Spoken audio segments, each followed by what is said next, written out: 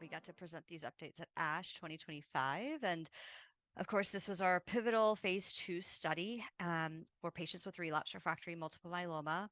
And patients had to have been triple class exposed, so to a PI, IMiD, and anti-CD38. And the data cutoff for this presentation was October 7th, 2025. And so in general, or in total, there were 117 patients that actually got anito-cel infusion.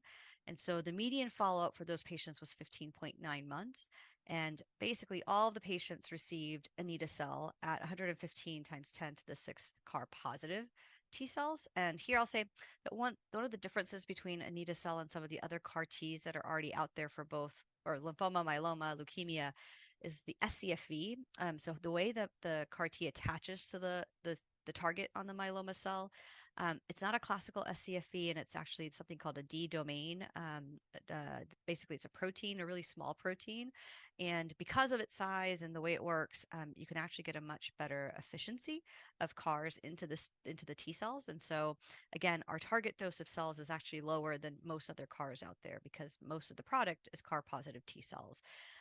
There's also a thought that maybe the way that protein works, it comes off the target quickly, like an off, has a fast off ramp time as well. And maybe that decreases inflammation as to why maybe there's less side effects and a better toxicity profile for our patients. So, in terms of the efficacy, we were able to show that there's still a great response rate of 96%, but we're seeing a deepening of that response. And so the CR and stringent CR rate was actually 74%, and the VGPR better 88%.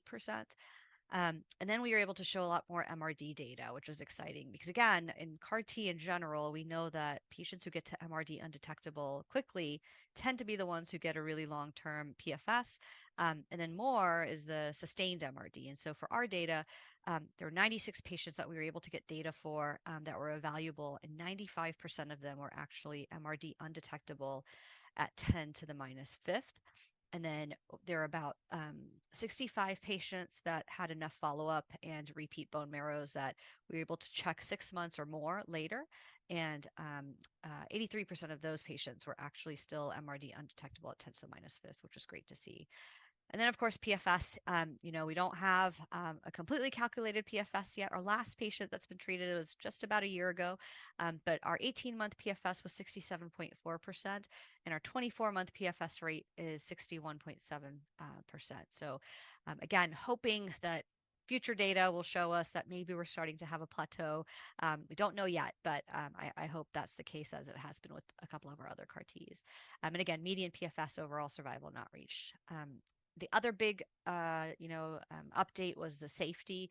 And again, since our last discussion of these data at our last presentation in summer, no other toxicities, treatment-related, serious adverse events or anything. And we haven't seen any of the delayed non-ICANS neurotox like Guillain-Barré or Parkinsonianism.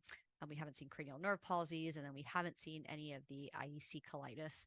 And again, our last patient was about a year ago treated. So, we would hope that if that was going to happen, we would have seen it now. But of course, we're going to keep watching these patients. So again, just really great, depth of response that we got to see, the MRD, the, calculated PFS, as well as the safety data that I think really helps us hopefully get more access to CAR T for more of our patients. 8% of these patients, I forgot to mention, were actually outpatient.